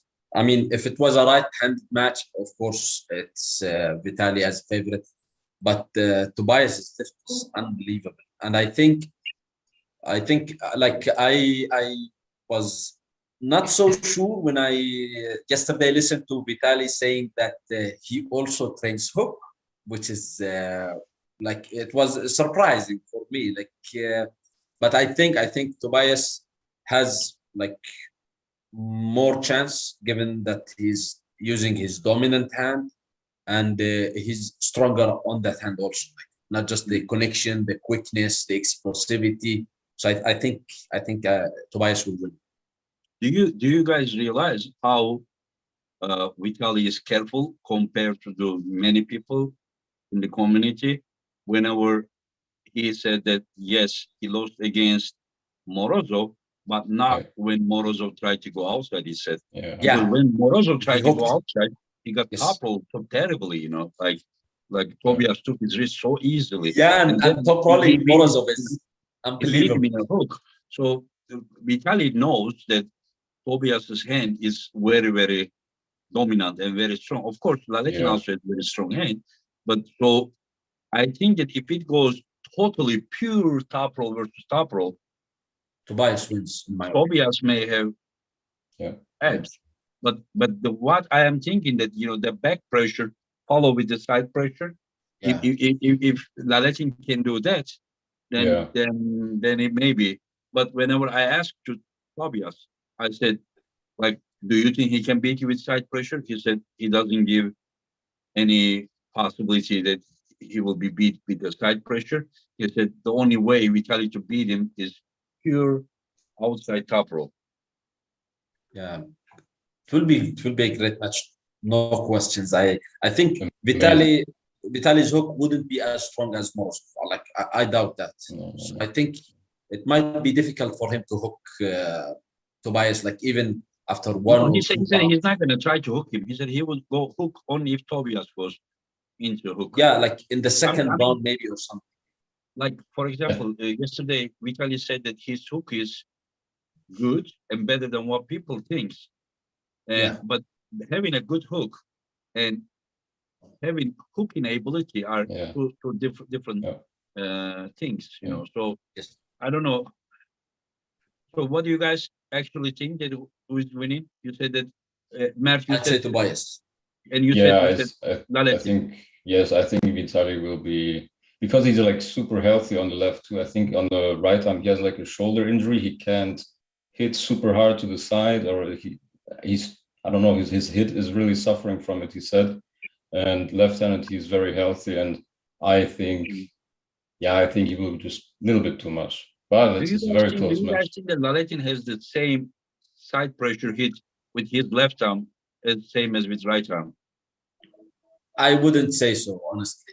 Like his right arm, even like if he trains both arms, like he's on a level that's really rare to have both of your limb like on the highest level. So I think I don't know. I'm not speaking for the guy himself, but I doubt it's like maybe 80%, if not less. Yeah. What excites me about young guys like Tobias, because of their hunger, that it's their dream. You know, they just come like to prove something. I can see whenever I look at him, I see the same exact thing I saw with Hermes in the past. Yeah. Same exact thing I saw with Irakli. I see that hunger. That's a very dangerous thing for their opponents, you know. And so, how about if we go to Devon versus Gennady? Who wants to go first? By the way, guys, I don't want to. I want to say something. Tomorrow, 12 p.m. Eastern Time, Levan Saginashvili will be my guest, and so just wanted to inform you guys. That's great. We'll be waiting, of course. Yeah, let's see what he will say. Yeah, like if you want to go ahead with. I'll just Devon versus Gennady. I mean, I told you already. I mean, I didn't tell you, but I left some comments on your channel that this really, like, I genuinely believe match of the year potential. This can be similar to Ron Bath versus Zurab, which in my opinion is still the best match in East versus West history so far. And a few key points would be that, I mean, for example, I don't think it will happen, but if they both go in a hook in round one, I think Gennady can be more dominant. But I think the only way to Gennady to actually win the match that I can imagine is with a dead wrist technique. I don't think he can hook Devon, honestly. And the more I visualize the match, I actually don't see him like out climbing Devon's open arm top row, because Devon is, I mean, he did it against Michael, but I think Michael's is more, I don't want to like use the wrong word, but kind of loose. Devon looks much more solid and obviously has a longer lever. And I really think the only way to for Gennady to win is with a dead wrist technique, but which he's really good at, obviously. Devon put Evgeny in that position, but I would say that Gennady is much more comfortable in those positions than Evgeny. So this is, I mean, incredible match. Genuinely, I have no idea who to pick yet. 50-50. Yeah. But you guys are saying that there is no way Gennady is reached to handle Devon's tornado. Not in the sense that he can win the match. I think maybe at the beginning, like in round one, fresh for fresh, maybe. But honestly, I don't even see that. Like to fully handle it, I honestly don't see it. Devon's tornado is incredible. Yeah. Yeah. It is something very special for sure. Yeah, it's very rare, on a very rare level. I'm telling you guys, this guy I know forever, but lately the guy is different. He leveled up in a very weird way. He's different. And I think that is very, very dangerous. And also, I think that Devon's wrist is very, very strong. But that's the problem. You know, people says that, like for example, Gennady said that he will be hitting Devon more than he hit Michael. But you hit Michael because you had the hand, Will you have the hand when you both go outside, or you really think that you will have the upper hand? Just like, it is not Yeah, that. this is why I think if he tries to outclimb the Devon to open on top, I really don't see him being very successful there. I think the only way is some sort of dead wrist technique. I mean, first extend him outside maybe, and then go into the dead wrist press, something like that. Like I would personally say that like multiple surges isn't the way exactly to beat Devon, because like he takes away like a bit of you every surge you do, and they will get weaker and weaker. And I No, think it depends. Gennady, Depends. If Devon's hand is like like like this. when the match started, Gennady climbed on Michael's hand. He had everything, the hand. Yeah. Yeah. But if Gennady would have the same position that he had, same hand position that he had against Michael, if he would have the same against Devon as well, he can hit. It will really hurt you. But the problem is when Levan even went fully outside, I saw both Levan and Devon's wrists were like in equal position. They didn't completely lose, but they were like flat, maybe a little bit lost. Like, so Devon's wrist handling is so strong, it's hard to go over his hands. When Levan did the same hit to Hermes' hand, he completely took. But we just watched the match with Devon's hand. Devon didn't really lose the wrist. I'm talking about that around The first one. The first. yeah. One. So when I just say that if Levan couldn't get everything against Devon, can Gennady do that? Exactly. Yeah, this will be huge. I think Gennady will not quit. And since Devon like provoked him with that cow thing, it was a bad expression. Things didn't go so well for Devon the last time. Like he trashed talked a Georgian. Not joking, like all joking aside, the match can go anywhere. Like I don't know. I think Gennady is immune almost to King's move. He's powerful enough maybe to have like one big surge, and he has a very good stamina, but like no one has a good stamina compared to Devon.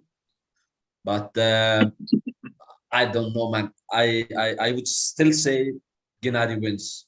I would say Gennady wins. Gennady is gonna win, you say? Yes, I think so. I think he's explosive enough.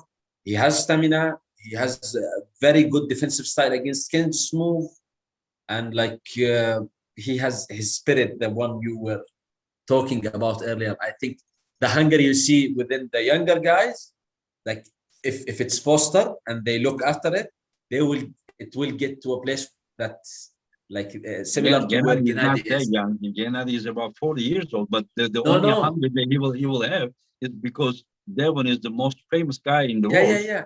The beating him is just gonna like bring Huge. all the spotlights on I Europe. was saying like the younger guys with their hunger, if it's fostered, it will get them to a place where Gennady is, because like having that like unrelenting spirit to go 100%. And the longer the match goes, Gennady gets somehow more powerful. But then I remember also Devon has Listen. 1 second. What did you just say? The longer match becomes, and then Gennady becomes stronger. Somehow stronger, yeah. Yeah, but like, don't you think that you are giving this example at the wrong match? I know it's Devon. I know. I mean, come on, man. Come on. Maybe what he's trying to say is like, what's that? Well, like I think maybe what he's trying to say is like if Gennady is successful, like if he gains any position, he get fired up. He gets more fired up. But he has to have that successful positioning first. If he doesn't, then Engin is 100% right. The match will just move to Devon's side. Like, I mean, just thinking about the match, advantageous position, then I mean, the thing is, what's the advantageous position? What is it exactly? Taking Devon's wrist? No, What's I that, mean, to hook him? No. for Like example, if if he takes takes his rest, Do you if think he he's takes gonna take his, Devon's wrist? You think? yes. Wow. That No, if that happens, listen. I'm not saying that it's not gonna happen, but if that happens, I will be very surprised. yeah, I will I be very think surprised. Yeah. Devon might go to a king's move, and I think What's Gennady, King's move? What's King's move? You mean open arm top rope? yeah, like without the shoulder or the humerus below the table, like in a defensive position. Just block him. Block the guy. bye bye, Adnan. It was nice See you knowing guys. Yeah. Oh, yeah. What were you saying? Continue, Adnan. Continue. Just I was saying like if somehow Gennady takes the center and Devon stops him before the pad, like he will try to like bleed him or something. I think Gennady knows how to deal with that, because I'd say Michael Stodd is King's move is more complete than Devon's. And if Gennady proved that he can deal with Michael on a King's move, I think he can also with Devon. I think so. I think he has enough power and enough like experience how to do it. Oh, I don't know about that, because I think the difference between, or one of the differences between Michael's and Devon's open arm top roll is that I think Devon is much stronger at the center, but Michael has like a really weird sticking point very near to the pad. I think if Gennady somehow gets Devon to that position where he's surviving like a few centimeters above the pad, I think Gennady could press him, but the question is, can he get there? That's like what I'm wondering, you know. yeah. I remember someone mentioning something that you should ref the match. Engin, you mean? Yeah, I know. I mean, Yeah. Yeah, I mean, I can ref. It's okay. I mean, because if I'm gonna receive all that, how to say, hate, Yeah. at least I need to go there and deserve it. You know, I'm not gonna take all the hate because of the mistake of someone else. Yeah. At least if people say you made a mistake, it will be the person than me. But I will probably not make any mistakes.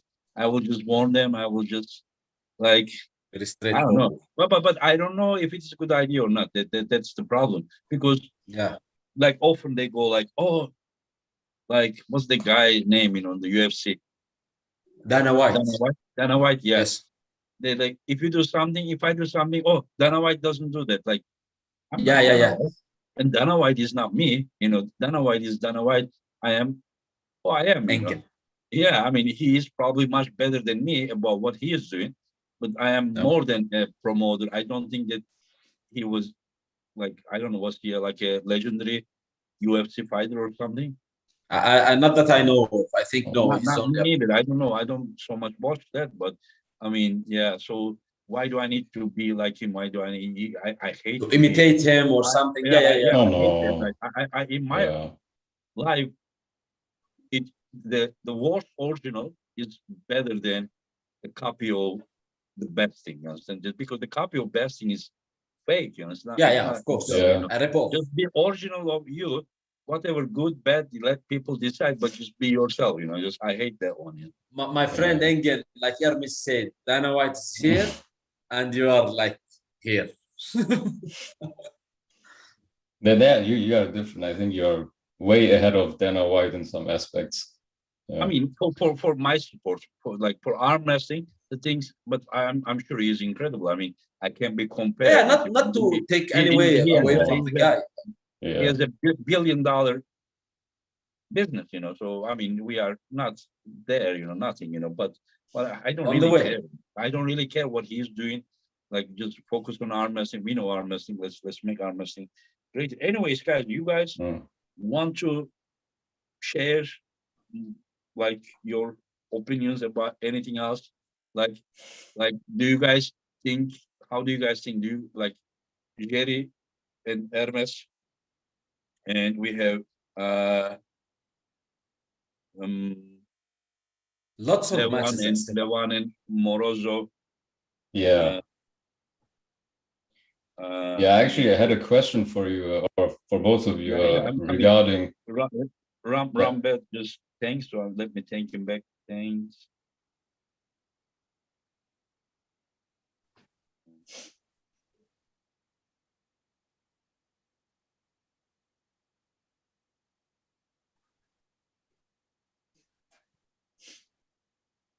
Okay, ask the question. Yeah, so I had a question, honestly, to both of you, that because when Artyom Morozov revealed his, I mean, he didn't reveal his game plan for Levan, but he dropped some hints, you know. And I was just going to ask you guys, were you surprised when he said that the hook was not going to be his first choice? And what do you think might be his? We are on the YouTube. We never know what he says is truth or not. Even if it is not truth, we cannot call him a liar because he doesn't have to share his game plan, you know. He can say it that way. So we don't know. But just remember, Hermes Gasparini did not directly dive to Levan's arm. Of course. First, he went out and even tired his hand, and then he went, you know, this way or that way. But so what I just think that I don't see Morozov top roll in Levan. I don't see that. Yeah. I don't see him side pressing. The only thing I see is diving a hook in a strap, if possible. Strap, yeah, this is the only way. But who knows? You know, who knows? I mean, no one expected Hermes to do what he did with the flop press, for example. Yeah. So what I just say that, like, is this your complete question or your continue? No, that was it. Yeah. I was surprised, but it may not be the real answer. So anything more? I think. So say again, so that I didn't hear you. Yeah, I mean, whatever you guys want to talk, we can talk. Yeah, I was thinking. I think Hermes, Morozov has a better stamina than Hermes, but Hermes is way stronger. I would say. I'm not sure if that will come into play because, you know, endurance only matters when the power levels are kind of even or close to each other. But I think if he can get into a position, I think he can tire Levan, and that will give him a really close run. Because also Morozov can adjust very smartly. I remember we were discussing his match with Tobias. As soon as he felt that he cannot go outside with him, he went into a hook and he was very successful with that.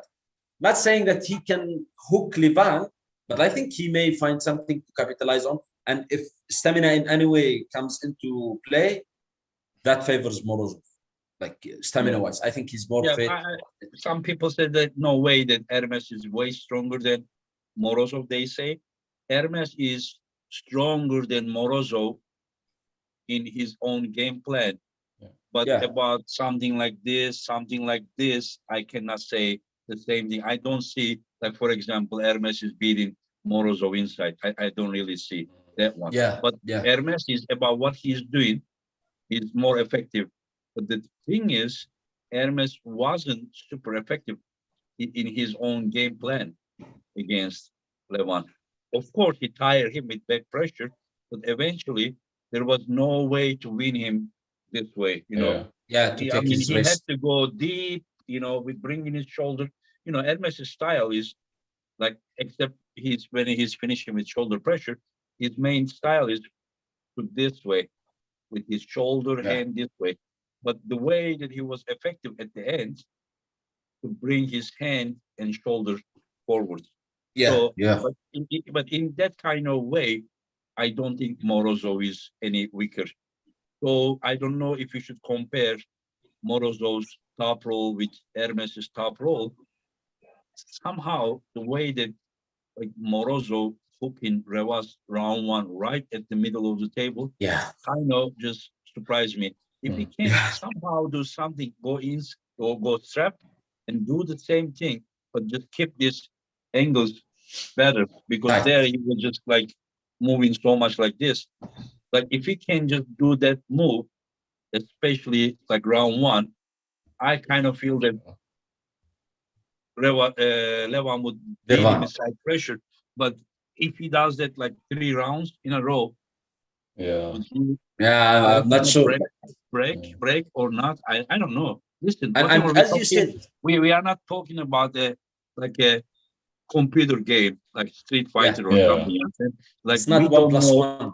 we don't know. This is real, flesh and bone and power and everything. Yeah. So, I mean, like we just talk, but things may go different. Who would, as you said, that who would know that Hermes would trouble Flop press. Levant like this? Yeah. We only saw that as a finishing move, either with full hand or with a flop finish like he did against Dave. But to go from the losing side like that, I mean, you could have asked anyone before the match. No one would have predicted that, Yeah, but and also where people are making a mistake is that they think that Levan is vulnerable about dead wrists.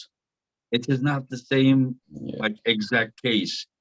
If Hermes would try to do that right away, he did it in round 3. He would get crushed. Hermes said that round 3 when he put a break on Levan. Yeah. He said that after the foul, he wanted to do that directly, and that's why he gets flashed. Yeah. So what he did, following round or after the round, he get another flash. In the 5th round, he did back pressure, incredible back pressure. Yeah, to stop him. Pressure, and then stop to this way. And then after he stopped, so there is no more hit, and then he slowly come. So that is the difference between going direct flop wrist and then first incredible. Just watch the match. How much back pressure Hermes applies before the game.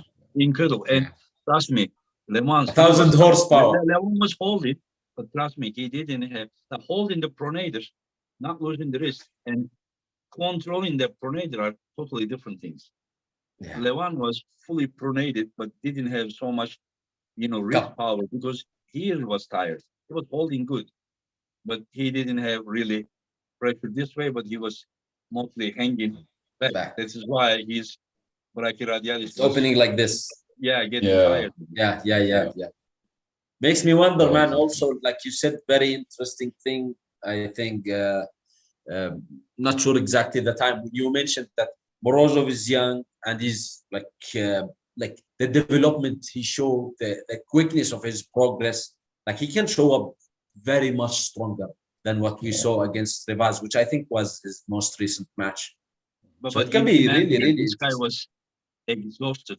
He pulled all year long. The guy was just exhausted, He pulled in February, he pulled in May. It's mind-blowing. It was in November, The guy was exhausted. And still, he did very well. And, and now he has 8 months from that time to do endo, even more than 8 months. The end of July. The guy will be, he said that he's already 20% stronger than that time. The guy is young, he has now more experience and he has drive. I don't know. And after, just imagine yourself as a super heavyweight that you have a match with Levan. Imagine your psychology before Levan pulled Hermes, and now after he pulled against Hermes. Now you see that, okay, this guy bleeds, it's possible.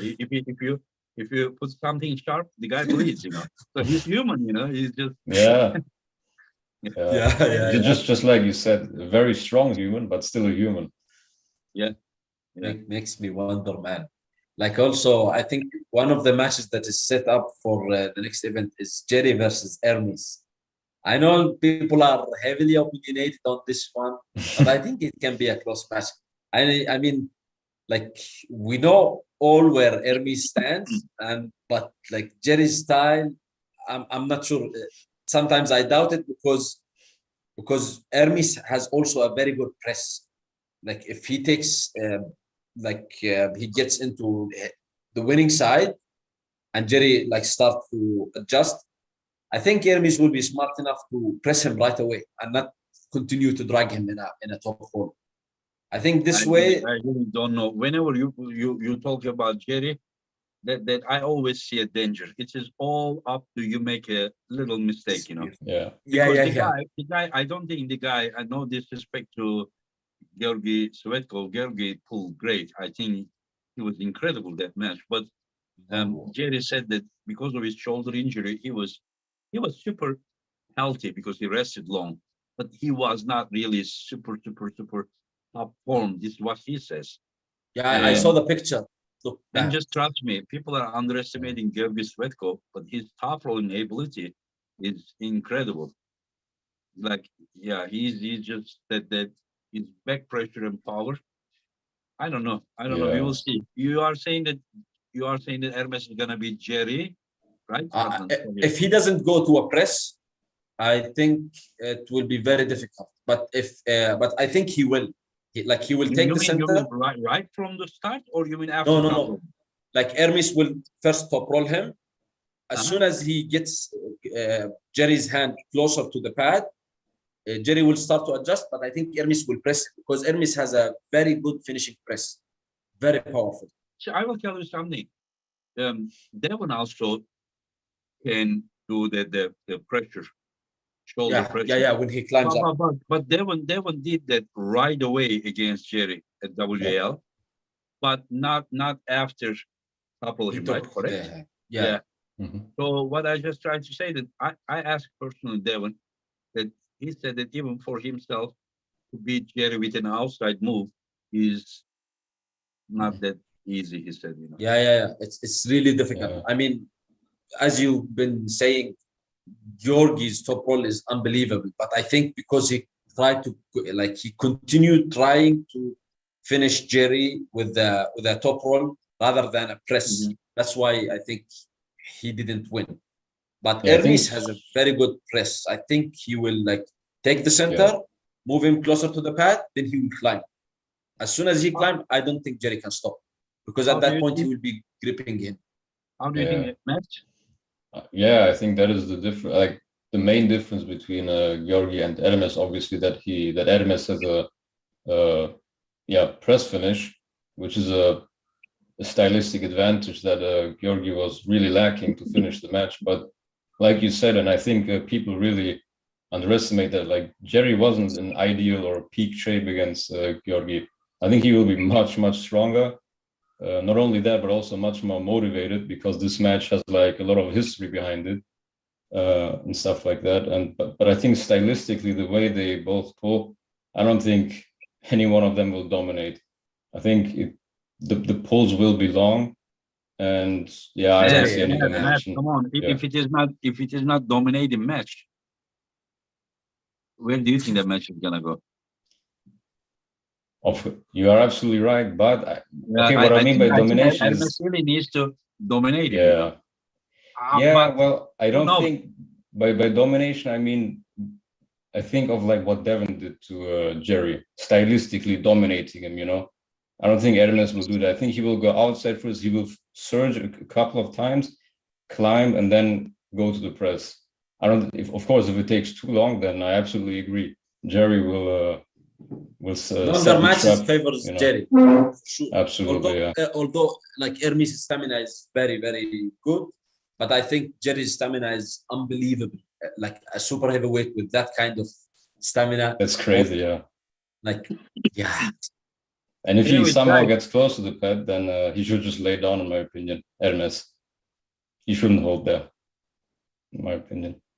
Guys, I will be doing this is the I think third program that I'm doing with the fans, and I think I did one on Sunday or Saturday. Saturday, Yesterday. And then yesterday I did with Vitaly. First day we had two fans with Pauline. Yes. And yesterday we had one fan. I think Alexander was. Alex. Yes. And with Fabius and Vitaly. Laletin, and today we had legendary Rambat with Mert and Adnan. Mert is known as Lagia, as you can see. Tomorrow we will have Levan Saginashvili with another fan and a translator. And then I will try to do that. And I'm very happy that you guys are showing. I have so many emails. It's not possible to invite all of you at once, but I'm very happy and I will try to invite more for you guys. If you guys want to join, I will write here the email address that you guys can write. And You need to just mention that where you are from because of time zone. Time I zone. need to know. Yeah. Yeah, I cannot invite a guy from Malaysia and US from the same time. Probably 15 hours difference. It's unbelievable. Like Engin, Yeah. honestly, like on behalf of all fans, I'm sure like a lot of people are really, really grateful, and I'm sure one of them, like what I really like also about this sport is the relatability and the close contact we get with the fans. Like honestly, I'm super grateful for that. Yeah. Yeah, I 100% agree. Yeah. So did you guys enjoy the program? It has been almost 2 hours. Absolutely, man. Absolutely. It's Incredible. really like Incredible. I know it won't be like maybe not possible, but whenever there's a chance, I really would like to join. I know I understand the pressure and thousands maybe of some people are waiting. We need to yeah, it's not fair. Yeah, of course. And Of course. it was we met before, Adnan. Yeah.